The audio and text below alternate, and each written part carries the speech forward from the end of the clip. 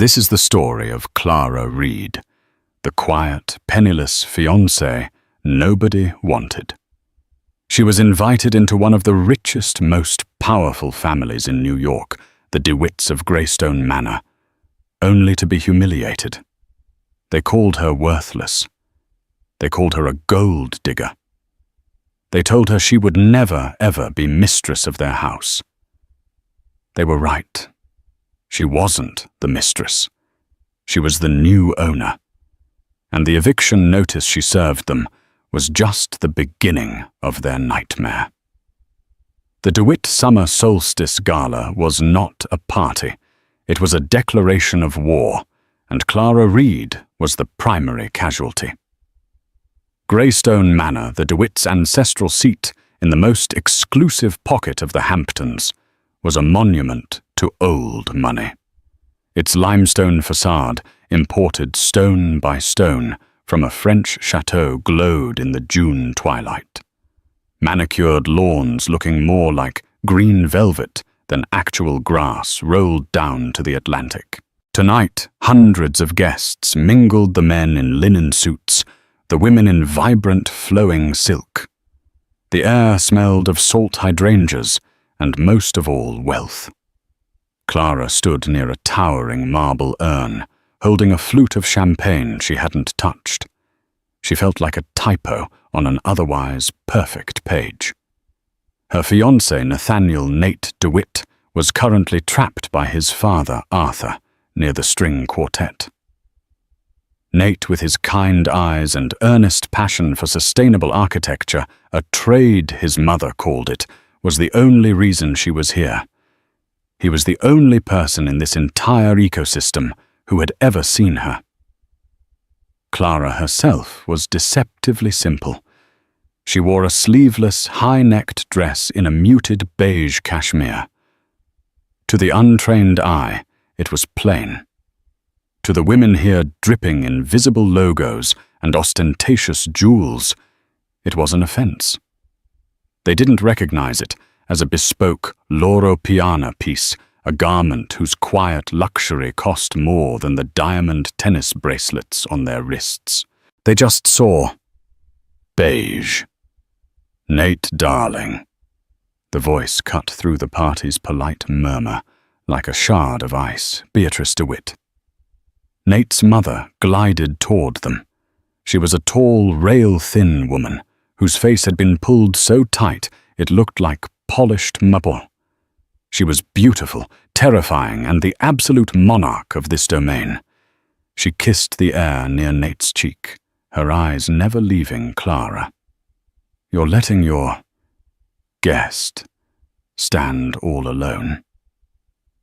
Clara isn't a guest, Mother. She's my fiancée. We're getting married here, remember? Nate's voice was tight. He hated this as much as she did.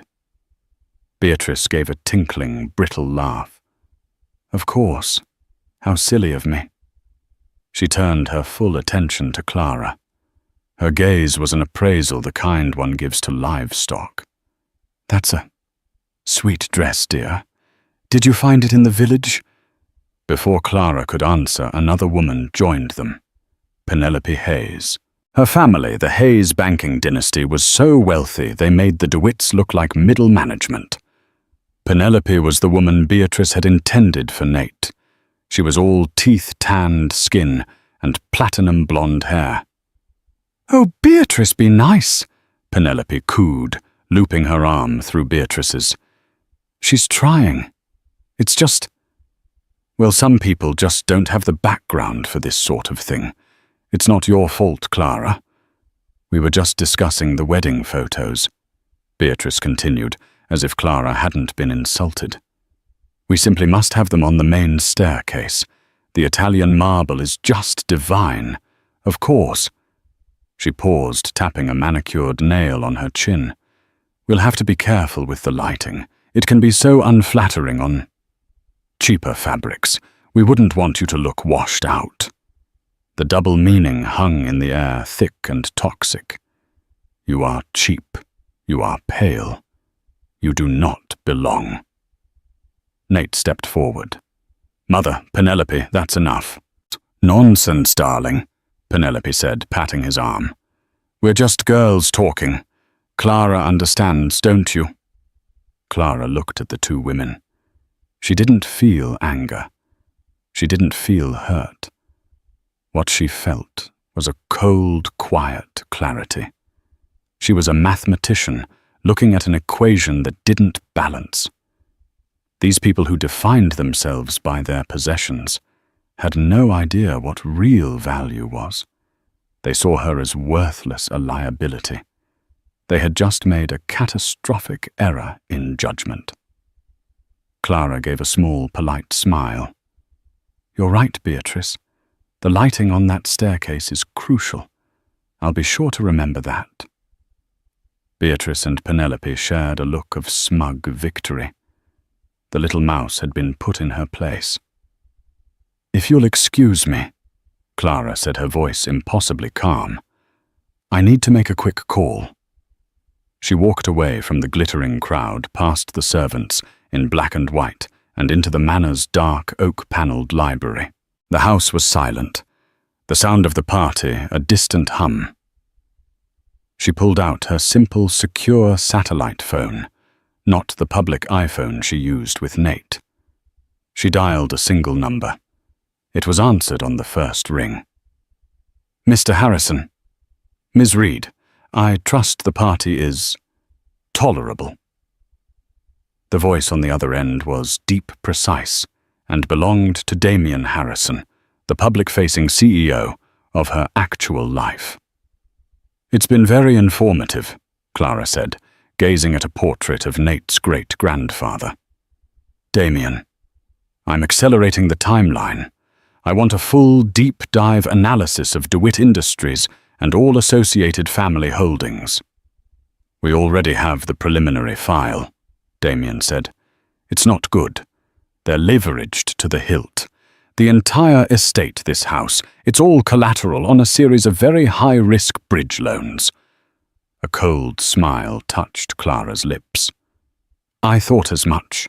All this noise, she gestured to the party outside, is to cover the silence in their bank accounts. They're not just snobs, Damien. They're desperate. What's the play, Ms. Reed?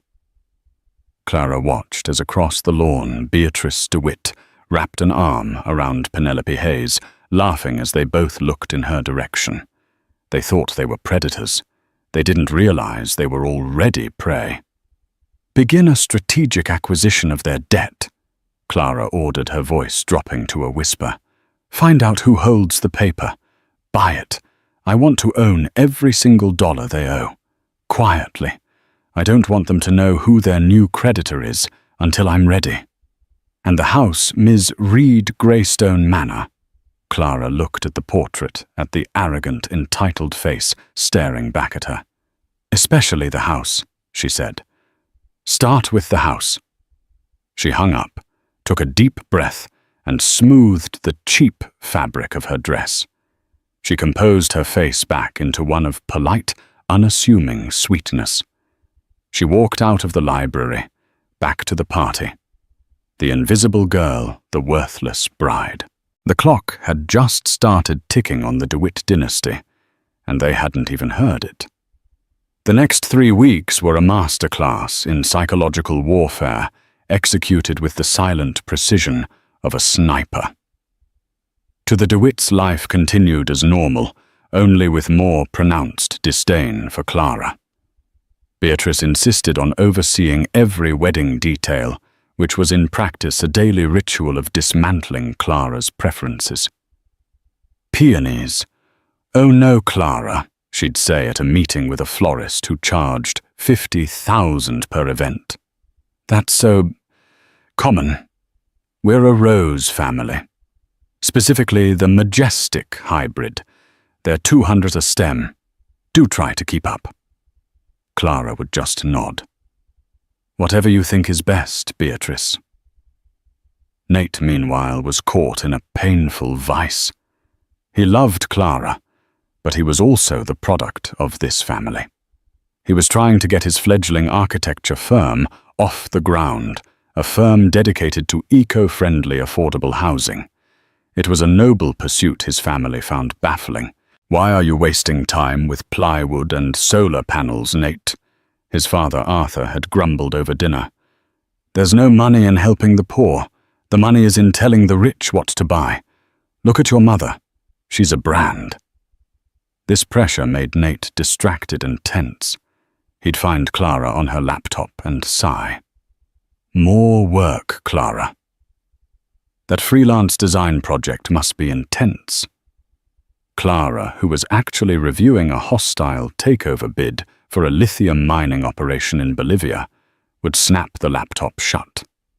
"Just finishing up. I'm all yours." She hated the deception, but it was a necessary armor. Her real identity was a secret known to exactly 3 people. She was not Clara Reed, freelance graphic designer. She was AR, the sole anonymous chairwoman of Aura Holdings, a private equity Goliath, so massive and secretive it made the Hayes' family bank look like a regional credit union. She'd inherited the seed of it from a reclusive, brilliant father she barely knew, and in 10 years she had quietly, ruthlessly grown it into an empire that specialized in silent acquisitions, buying distressed assets, restructuring them, and absorbing them. Aura's specialty was identifying weakness beneath a veneer of strength, and the DeWitts were the weakest prey she had ever encountered. While Clara nodded politely about flower arrangements, Damian Harrison was moving mountains. He was a tall, impeccably dressed man who had been her father's protégé and was now her loyal right hand. His office in a nondescript steel and glass building in downtown Manhattan was the real seat of power. "You were right, Ms. Reed," Damian said during one of their encrypted video calls. Clara was parked in her modest leased car, supposedly buying groceries. "They're not just leveraged," Damian continued, his face grim. "They're drowning." Arthur DeWitt made a catastrophic bet against the tech market last quarter. He thought he was smarter than the algorithm. He wasn't. "The loans for the house?" Clara asked. "Worse than we thought. They didn't go to a prime lender. They took a structured note from a private bank in Geneva, Valois andCie. Highly aggressive default interest rates that are borderline predatory. They missed their first payment 2 days ago." "Valois andCie, I know them," Clara murmured. "They're vultures." "Yes," Damian said. "And as of 5 minutes ago, we are Valois andCie. Or rather, an offshore subsidiary of an Aura-controlled fund has just acquired their entire distressed debt portfolio. The DeWitt loan was the crown jewel." Clara felt a cold thrill. "So we own the paper. We own the house. We own their businesses. We own them. They just don't know it yet. The notice of default will be sent by the original bank's letterhead, but the money is owed to us. What are your instructions?" Clara thought about Beatrice's sneer. "We're a Rose family." "Send the notice," Clara said. "Standard procedure. No aggression. Just the facts. I want them to feel the chill first. Then I want you to look into the Hayes Bank. Penelope is part of this. I want to know their exposure. I want to know their weaknesses." "Understood. And Ms. Reed." "Yes, Damian. Do be careful. These people are animals, and cornered animals bite." Clara disconnected the call just as Nate tapped on her car window. She jumped, startled.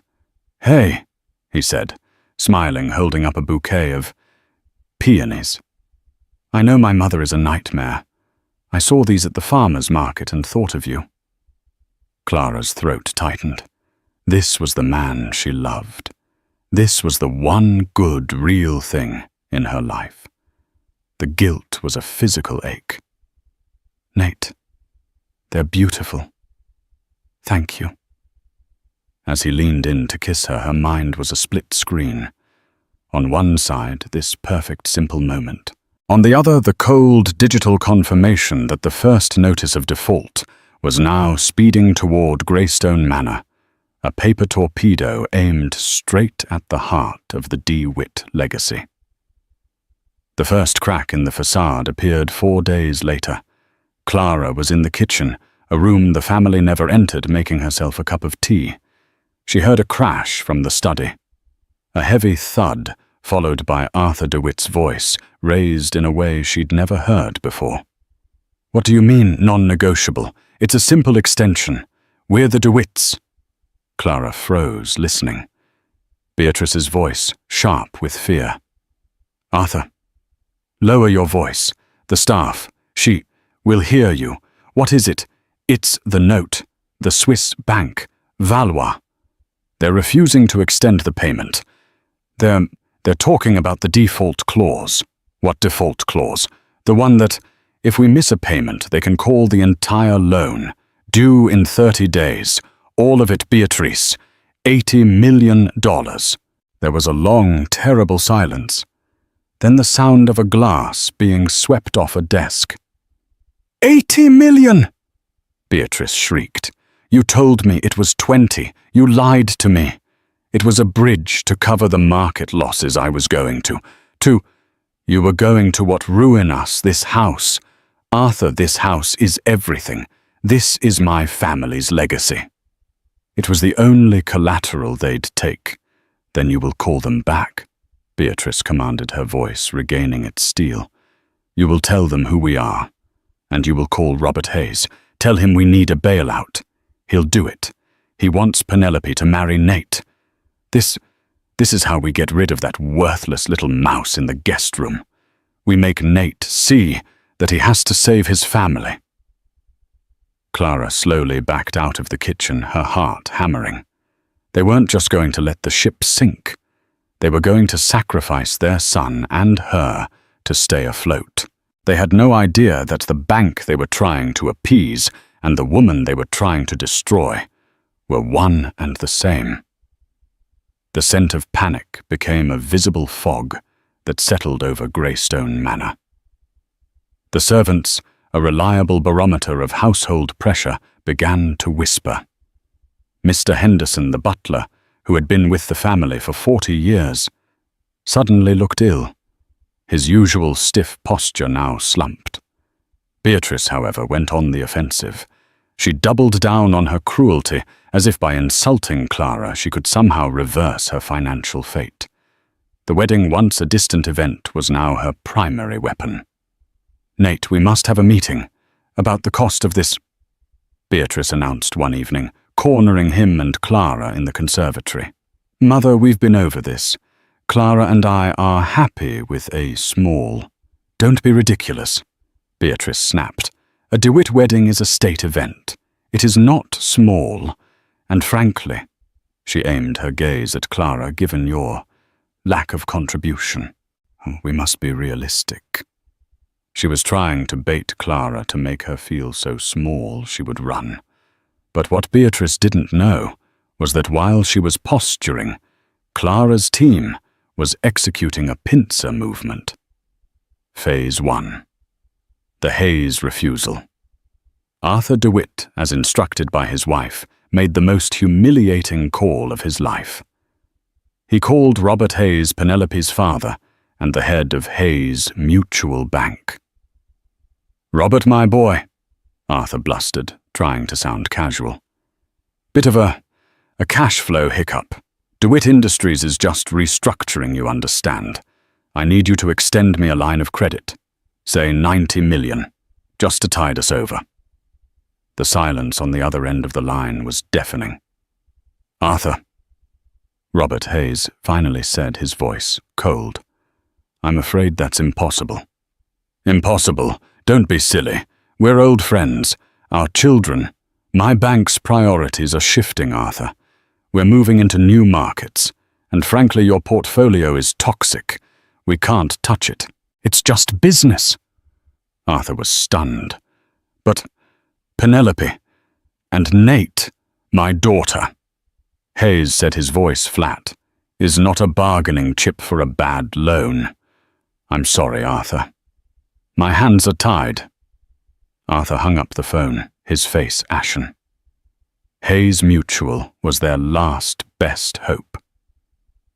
What Arthur couldn't possibly know was that 2 days earlier, Damian Harrison had met with Robert Hayes. The meeting wasn't about the DeWitts. It was about Aura Holdings offering to buy a 15% stake in Hayes Mutual's struggling Asian-Pacific division, an infusion of $3 billion in cash that would solve all of Hayes's overnight liquidity problems. The deal was contingent on Aura being their exclusive private equity partner. It also came with an unspoken but crystal-clear condition. The DeWitt family was to be cut loose. Robert Hayes, a banker above all, chose the $3 billion Phase 2. The public humiliation. While Arthur was reeling from the Hayes betrayal, Beatrice received a call from the chairwoman of the Met Gala. "Beatrice, darling," the voice purred, "we're just finalizing the tables for this year. And I'm so sorry, but our new corporate sponsor has requested final approval on the guest list. And it seems your name has been moved to the wait list." Beatrice nearly dropped the phone. "The wait list? I've been on the committee for 20 years. Who is this new sponsor?" "Oh, a dreadfully private group. Aura Holdings. I'm sure you've never heard of them. They're terribly low profile but unfathomably wealthy. And they've been very specific. My hands are tied, darling. Truly." Beatrice was now cut off from her 2 primary sources of power, her credit and her social standing. The pressure inside the house became unbearable. The DeWitts began to fight openly and viciously. "This is your fault," Beatrice shrieked at Arthur in the middle of the foyer. "Your idiotic investments. You've ruined us, decades of legacy gone." "My fault," he roared back. "Who insisted on the new wing, the essential re-landscaping? The $500,000 for that ridiculous gala last month. You've been spending money we haven't had for 10 years. In the midst of this, Nate found Clara. He looked exhausted, his eyes haunted. "Clara, my family is falling apart," he confessed, his voice breaking. "My father, he's locked in his study. My mother is. I've never seen her like this. It's all about money. This house, I think we're going to lose it." Clara took his hands. They were cold. "Nate, it's just a house." "It's not to them," he said, anguish in his voice. "It's their whole identity. And now my mother is blaming you." As if on cue, Beatrice stormed into the room, her face a mask of rage. She had just gotten off the phone with her lawyer, who had informed her that Valois and Sierre was not only refusing to negotiate, but had sold their debt to an unidentified private holding company that was completely unreachable. She pointed a trembling finger at Clara.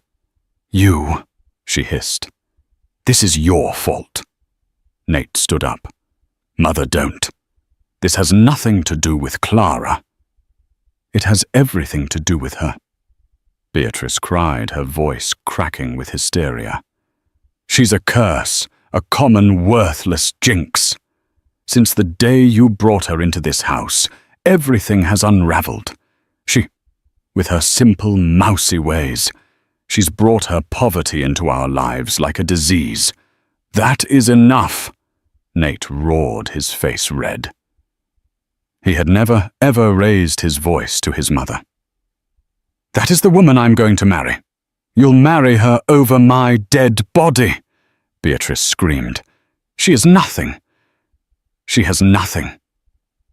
Penelope would have saved us. This little urchin. She's just here to watch us burn." Clara, who had been silent this whole time, finally spoke, Her voice was not loud, but it cut through the hysteria like a razor. "Beatrice, you're wrong." Beatrice scoffed. "Oh, am I? What are you going to tell me you have a secret trust fund?" "No," Clara said, looking her dead in the eye. "I'm just telling you. You're wrong about me. And you're blaming the wrong person." "Get out!" Beatrice whispered, her eyes wild. "Get out of my house!" "Mother!" Nate shouted. "No, Nate," Clara said, placing a hand on his chest. "It's okay." She turned back to Beatrice. "I'll leave, but I promise you you're going to regret those words."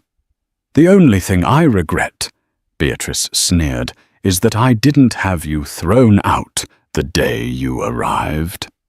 Clara nodded slowly. "Understood." She walked past Nate, picked up her small handbag, and walked out the grand front door of Greystone Manor, leaving Nate standing between his shattered, furious mother and the woman he loved. Nate watched her go, his heart breaking.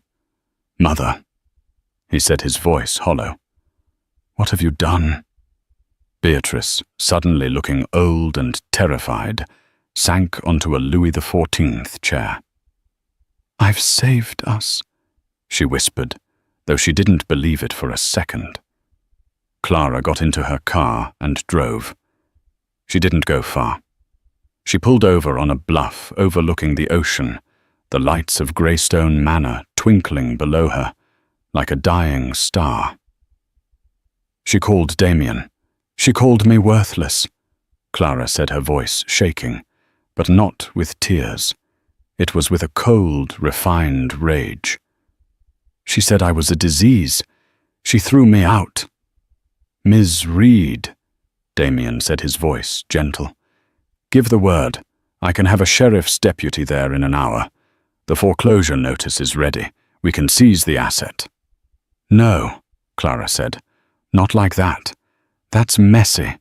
It gives them a story to tell, a way to be victims. I want this to be clean." She paused, thinking. Beatrice had tried to buy her son's happiness by selling her. She had tried to save her house by sacrificing Nate. The house was the root of it all. "They're trying to leverage Nate," Clara said. "They think Penelope is the answer. They still think they have an exit. I need to take away all their exits. Then I want to make them an offer. An offer after this. A bribe," Clara said. "But not from me to them, from them to me. I'm going to give Beatrice one last chance to do the right thing. And I'm going to make sure she fails."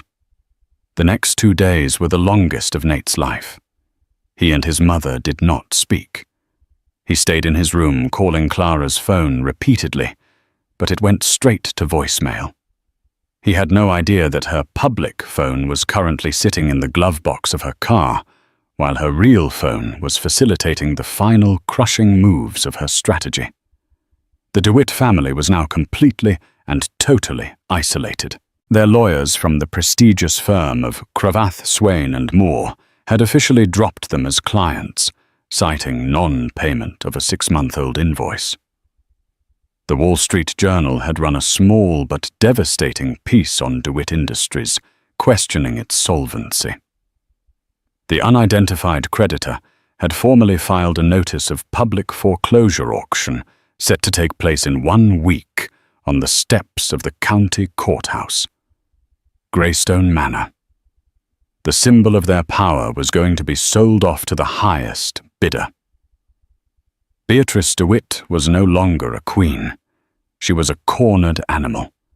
She had lost her social standing, her credit, and now her home. The only asset she had left was her son. And to keep him, she first had to get rid of Clara for good. She tracked Clara down. She'd hired a private investigator who found Clara staying at a modest by Hampton Standards hotel in the village. Beatrice didn't call. She simply arrived. Clara was in the hotel's small business center on her laptop. She looked up, And there was Beatrice DeWitt, dressed in a Chanel suit, looking utterly out of place against the beige floral wallpaper. "We need to talk," Beatrice said. It wasn't a request. Clara slowly closed her laptop. "I don't think we have anything to say to each other, Beatrice." "Don't be insolent," Beatrice snapped, sitting opposite her. "I'm here to finalize things. You've made your point. You're angry. Fine. Now let's talk about your severance package." Clara raised an eyebrow. "My severance package for leaving my son," Beatrice said, as if it were the most obvious thing in the world. She reached into her Hermes Birkin bag and pulled out a checkbook. "I am prepared to offer you $500,000. In exchange, you will sign a non-disclosure agreement. You will leave New York, and you will never contact Nathaniel again." Clara looked at the checkbook. She looked at Beatrice's arrogant, desperate face. The internal mathematician in her head did a quick calculation. Aura Holdings had generated $500,000 in passive interest in the time it had taken Beatrice to walk across the room. Clara started to laugh. It wasn't a happy sound. It was dry and humorless. Beatrice's face tightened. "Do you find this funny?" "That is more money than you or your entire family have ever seen." "Oh, Beatrice," Clara said, leaning forward. "You really have no idea, do you? You have no idea what's happening. I know that you are a temporary problem I am now solving. Take the money, Clara. It's the only smart move you have left. Go buy yourself, I don't know, a nice little apartment somewhere in the Midwest." Clara leaned back. The moment she had been waiting for. The final damning piece of evidence. "Tell me, Beatrice," Clara said, her voice dropping to a conversational tone. "This $500,000, where is it from? I'm aware of the foreclosure. I'm aware your credit lines are frozen. The jewelry. The art. Did you sell your diamonds?" Beatrice's blood ran cold. How do you know about that?" "I know everything," Clara said. "I know about the Valois loan. I know about the failed bet against the tech market. I know Robert Hayes won't take your calls. I know you were waitlisted for the Met Gala. And I know that this check," she tapped the checkbook, "is from Nate's trust." Beatrice recoiled, as if struck. He offered. He wants to help his family." "He offered to help his family," Clara said, her voice now filled with ice. "Not to bribe his fiancée. You are stealing from your own son. You are using the last bit of money. He has the money he earned from his own architecture firm, the one you despise, to try and buy me off." "It's for his own good," Beatrice shrieked, her composure shattering. "To save him from you. To save him, or to save this house." Clara stood up, her small frame suddenly radiating an authority that dwarfed Beatrice. "You would sell your son. You would steal from him all for a pile of imported stones.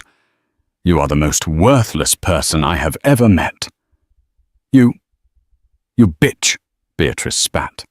"You could offer me $500 million, Beatrice, and it wouldn't be enough. Your money is worthless, and so are you." Clara walked out of the business center, leaving Beatrice DeWitt alone, her checkbook open and useless in her hand. The Queen had been checkmated.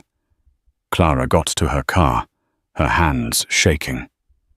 This was the part she hated. The emotional fallout. She called Damien. "It's done," Clara said, her voice low. "She did exactly as we predicted. She tried to bribe me with Nate's own money." "The team is ready, Ms. Reed." Damien's voice was grim. "The auction is in 4 days. Our proxies are in place. We'll be bidding against, well, no one. The toxic debt attached is too high. It will be a formality." "No," Clara said. "Change of plans. No auction. An auction is public. It's a spectacle. It gives them a story. I don't want them to have a story." "What do you propose? We are the sole creditor, correct? We own the debt free and clear." "Yes, we are the bank." "Then the bank is foreclosing," Clara said. "Not at an auction. Privately. Effective immediately. They have 24 hours to vacate. Send the notice. Send the legal notice. And Damien, send a team. A team, our security team, and our forensic accountants, the ones who handled the Argentinian restructuring. I don't want them to take so much as a silver spoon that doesn't belong to them. This isn't a negotiation. It's an eviction." "Understood." "And Nate," Clara's voice softened. "Find him. Have one of our discreet security guys pick him up. Tell him Clara needs him. Tell him to meet me at my hotel. He is not to go to that house. He doesn't deserve to see what's about to happen." "It will be done, Ms. Reed. By this time tomorrow, you will own Greystone Manor." Clara hung up and leaned her head against the steering wheel. She had just signed the death warrant for a family. She felt no joy, only a grim, weary sense of completion. The cancer had been located. Now it was time to cut it out. It was raining. Not a gentle summer shower, but a cold, driving, angry deluge that turned the perfect green lawns of Greystone Manor into a field of mud. At 9:00 a.m., 3 black, unmarked SUVs pulled up the long gravel driveway. They did not pause at the gate. They drove straight through it. Beatrice DeWitt, who hadn't slept, saw them from her bedroom window.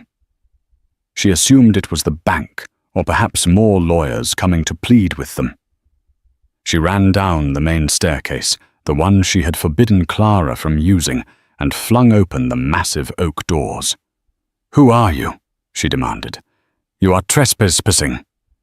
Damien Harrison stepped out of the lead vehicle. He was in a dark, bespoke suit, holding a black umbrella. He looked as if he were attending a funeral.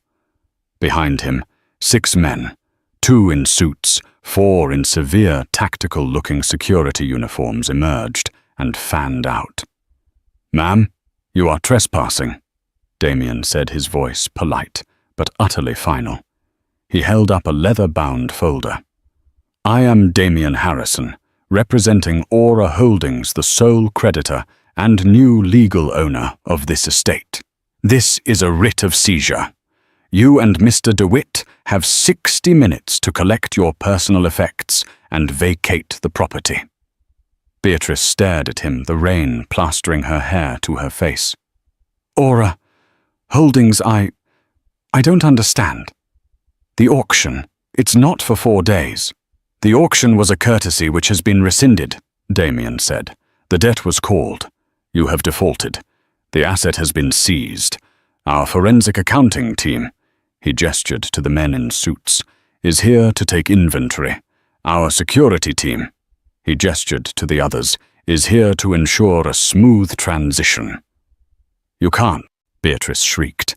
"This is our home." "It was your home," Damien corrected. "It is now an asset of Aura Holdings." Arthur DeWitt stumbled out, pulling a robe on over his pajamas. "What is this? What's going on?" "These people, they're throwing us out," Beatrice cried.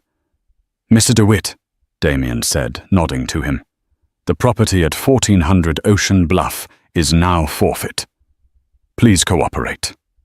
"Cooperate? I'll call the police. I'll call my lawyer," Arthur blustered. "Your lawyers are no longer your lawyers," Damien said, checking his watch. "And the police have already been notified of this transition. They are on standby should you refuse to comply. You have 58 minutes. The accountants, without a word, walked past the DeWitts and into the house. They began in the foyer, opening a laptop, their fingers flying, taking photos and tagging assets. "The French impressionist over the fireplace," one said. "Monet. Scène at Bougival. Tag it. The 17th century tapestry. Tag it." Beatrice let out a sound of pure, primal despair. "No. No. No." She turned on Arthur. You did this. You weak, useless old man. You've ruined me. Me!" he shouted back, his face purple. "This is what you wanted. The parties. The jewels. The image." As they screamed at each other on the front steps in the pouring rain. A third car pulled up, a simple rented sedan. Clara Reed stepped out, holding a small umbrella. She had spent the morning with Nate. He had arrived at her hotel terrified after being picked up by a driver who said Clara was in trouble. She hadn't told him everything, just that his parents were in financial trouble and that she had to fix it. He was confused, but he was with her. He was safe. He was not here for this. Clara had come alone. Beatrice stopped shouting when she saw her. Her face, already twisted in rage, contorted into something new. Utter disbelief. "You," Beatrice whispered. You're with them, you worthless little—" She lunged at Clara, her hands clawed. "Do not touch her." Damien's voice was like a thunderclap. One of the security men stepped instantly between the two women, his hand raised. Beatrice stumbled back. She looked at Damien. She looked at the men tagging her possessions. She looked at the worthless girl standing calmly on the gravel. And in one blinding, agonizing flash, the equation balanced in her head. The anonymous, low-profile, new sponsor of the Met Gala. Aura Holdings, the unreachable creditor. Aura Holdings, the girl who had laughed at a $500,000 bribe, the girl who knew every detail of their finances, the girl who had been at the house listening, watching, analyzing, the girl named Clara Reed. A.R. Aura. Beatrice's legs gave out. She collapsed onto the wet stone steps. "Oh my God!" She breathed the rain mixing with the tears on her face. "It was you. It was you all along. You bought us." Clara walked up the steps, standing over her. She looked at the woman who had tormented her, the woman who had tried to steal from her own son. "You called me worthless, Beatrice." Clara said, her voice quiet, but it carried over the rain. "You said I was a disease. You told me I would never, ever be the mistress of this house." Clara looked up at the grand limestone facade. She looked at the main staircase, visible through the open door. "You were right about one thing," Clara said, turning her gaze back to the weeping woman at her feet. "I'm not the mistress." She pulled the house key, a new one, delivered by Damien that morning, from her pocket. "I'm the owner." She looked at Damien. "Mr. Harrison, please have security escort Mr. and Mrs. DeWitt off my property. They've had their 60 minutes. "Clara, please," Arthur begged, all the fight gone, just a broken old man in a bathrobe. "Nate. Where is Nate? Nate, help us." "Nate isn't here," Clara said, her voice hard. "I made sure he wouldn't have to see this. He's a good man, and he deserved a better family than you. You have 5 minutes to get in your car, or you will be arrested for trespassing." Beatrice just sobbed a horrible, racking sound. The security guards gently but firmly lifted her and Arthur by the elbows. They were led stumbling and broken to a single Mercedes, parked in the garage, the only car that was paid off, which Clara had generously allowed them to keep. Clara Reed stood on the porch, the umbrella at her side, the rain washing the mud from the steps. She watched as the car, driven by a hysterical Beatrice, spun its wheels in the mud and finally careered down the driveway, out of the gates and out of her life. Damien Harrison came to stand beside her. "Ms. Reed," he said, "the asset is secured. The house is yours." Clara looked out at the ocean. "It's not just a house, Damien," she said softly. "It's leverage." The house was silent. The storm had passed, leaving behind the smell of wet earth and salt. The accounting team worked quietly in the study, but the rest of the manor was empty, a cavernous, hollow space. Clara stood in the grand foyer, her footsteps echoing on the Italian marble. This was the staircase Beatrice said she was unfit to be photographed on. Now it was hers. The feeling was not triumph. It was, heavy. She heard a car, this one she was expecting. Nate DeWitt walked through the open front door. He stopped dead.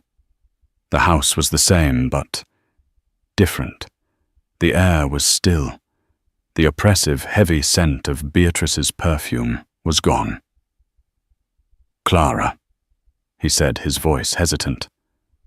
"What's going on?" "That man, Damien. He said you own this place.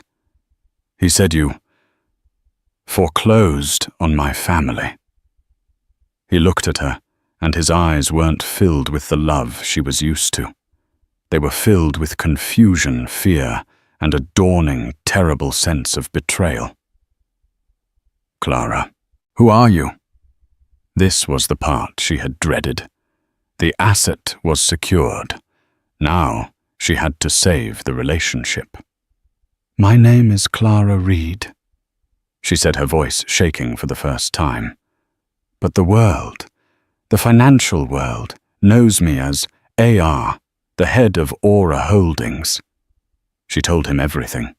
Her reclusive, brilliant father, the massive, unexpected inheritance, the years spent building it into a silent global empire, the loneliness, the profound, aching desire to be loved for herself, not for her 9-figure bank account.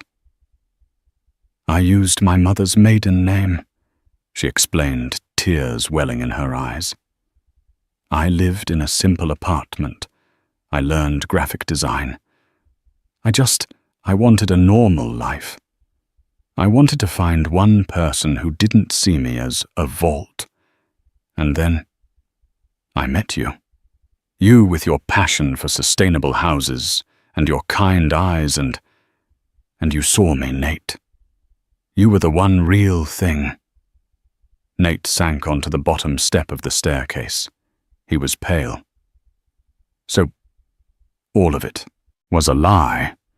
Our first date, that little Italian place, was that you slumming it? Were you laughing at me?" "No," she cried, rushing to him. "That was the only real part I fell in love with you. I was going to tell you, after the wedding. I didn't know how. But my parents, my home, you destroyed them." He whispered the accusation hanging in the air. "They destroyed themselves," Clara said, her voice hardening. "Did you know they were going to lose this house whether I existed or not? They were drowning in debt. They were criminals, Nate. Don't say that. It's true." At that moment, Damien Harrison appeared from the study, holding a ledger. His face was granite. "Ms. Reed," he said, "Nate, you both need to see this." He opened the ledger. "We're auditing the books of DeWitt Industries. It's worse than we thought. They weren't just bad at business. They were committing fraud." What are you talking about?" Nate said, standing up. "Your father," Damien said, pointing to a line item, has been illegally transferring money from the employee pension fund to cover his market losses. For 3 years, he's stolen over $8 million from his own workers. Nate stared at the book, his face draining of all color.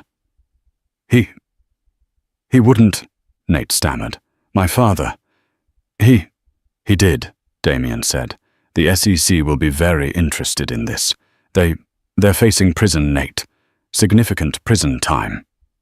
Nate stumbled back, looking at Clara with horrified eyes. You knew this. I suspected, Clara said gently. The numbers didn't add up. The desperation, it was more than just debt. Nate, your parents. They are not who you think they are. Nate looked around the grand hall at the portraits of his ancestors at the glittering chandelier. It was all a lie. A beautiful, hollow, criminal lie. And your mother? Clara continued, her voice soft. She came to me 2 days ago. She offered me $500,000 to leave you.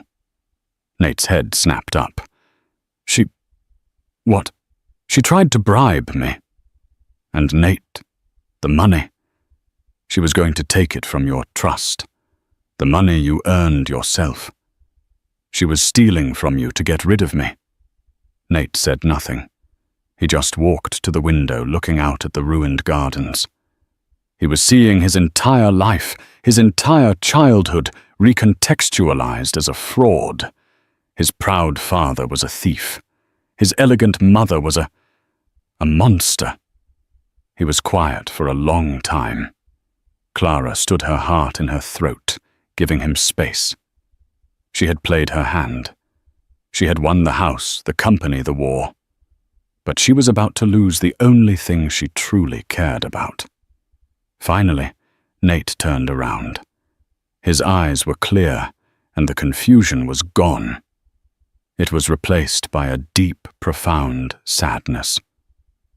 What happens now? He asked. That, Clara said, is up to us. Us? I didn't do this to punish them, Nate, she said, walking toward him, her hands clasped in front of her. I did this to free you. You were trapped by their legacy, by their expectations, by their sins. They were going to drag you down with them. They were going to use you as a bargaining chip to marry Penelope Hayes. They were going to steal your own money.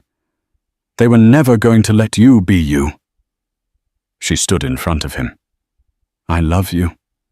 The man who wants to build small, beautiful, honest houses. The man who brought me peonies because his mother hated them. I love that man. And I bought this house. I bought all of this. To give you a choice. A choice. We can let the federal government handle this. Your parents will go to jail. For a long time. And they should. Or what? Or... We fix it, Clara said. Aura Holdings will quietly absorb the entirety of DeWitt Industries.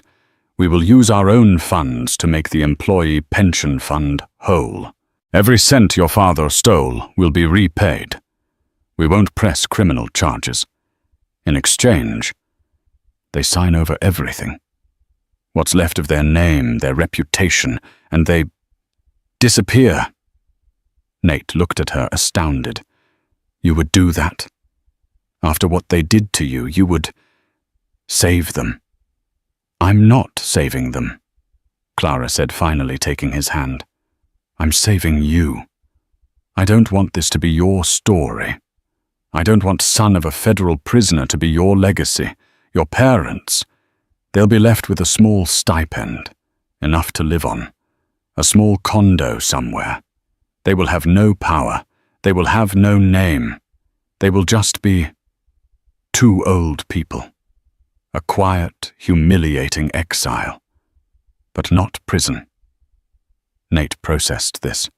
The sheer power of her. The ruthlessness. But also the mercy. He looked at her. Really looked at her. The quiet girl was gone. In her place was this queen, this brilliant, terrifying, and surprisingly compassionate woman. You're incredible, he breathed. You're the most terrifying and incredible person I have ever met. Is that a bad thing? She whispered. He pulled her into his arms, burying his face in her hair. No, he said, his voice thick with emotion. It's not. I need a minute. I love you, Clara, but I think I need to properly meet A.R. Clara held him, the tension of a month of a lifetime draining out of her. She's not so bad, Clara whispered.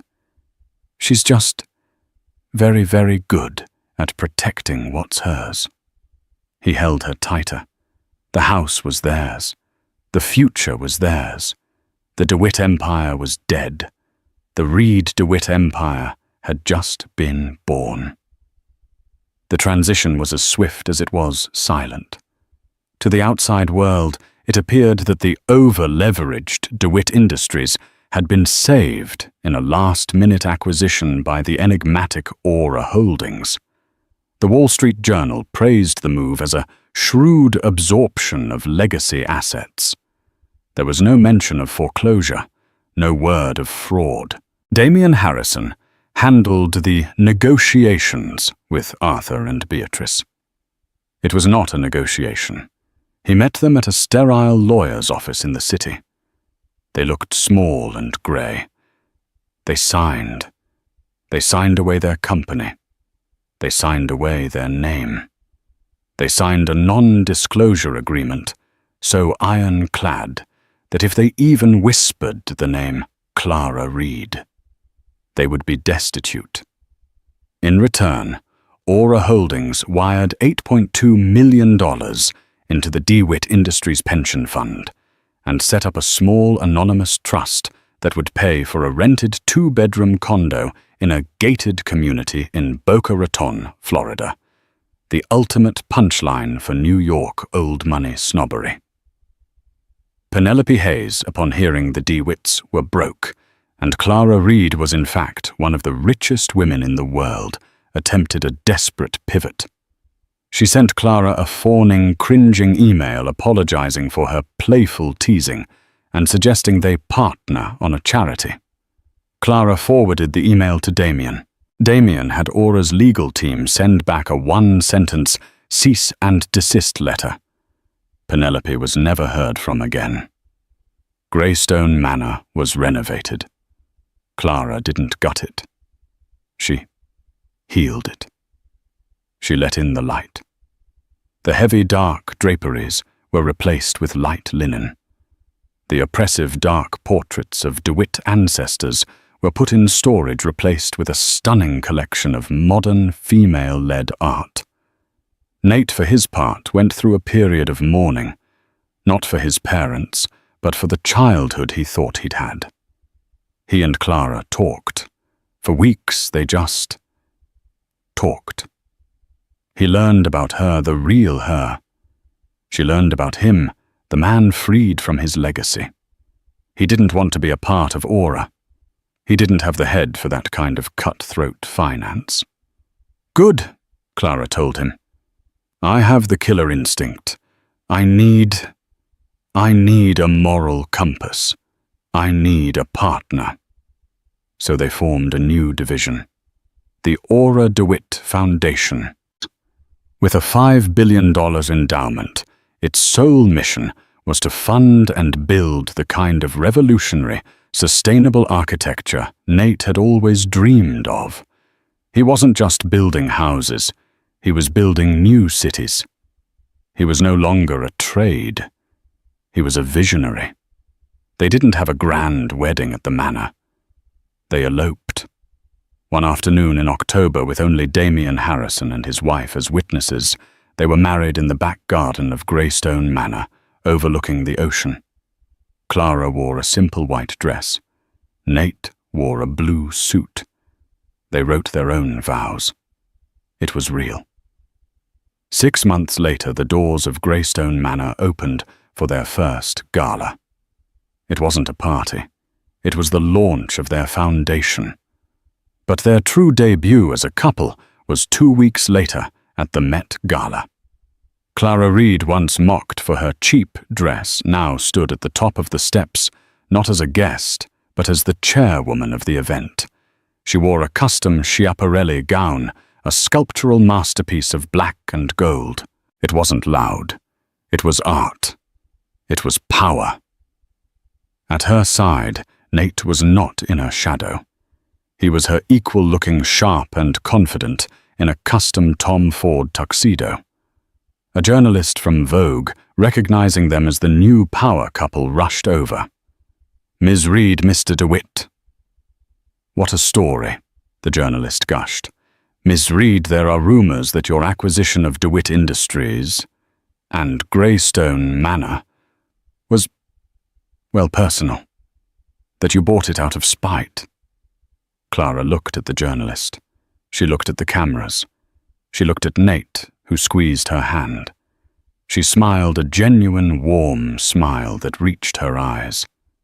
"Spite is a terrible investment," Clara said, her voice clear and strong. "I don't buy things I don't value." She turned and looked at her husband, the love for him open and visible for the whole world to see. "I bought it," she said, "because it was home." And that's how the worthless bride showed them all the true meaning of value. The story of Clara and Nate isn't just about revenge. It's about building a new legacy, one based on truth, not tradition. The DeWitts defined themselves by a house built on lies. Clara and Nate rebuilt it into a home founded on partnership and purpose. What did you think of Clara's final move? Was her mercy on Beatrice and Arthur the right call, or would you have preferred to see them face justice? Let me know your thoughts in the comments below. If you love stories where the underdog comes out on top and the arrogant get what they deserve, please like this video and share it with someone who needs a good story. And don't forget to subscribe and hit the notification bell so you never miss a single minute of the drama.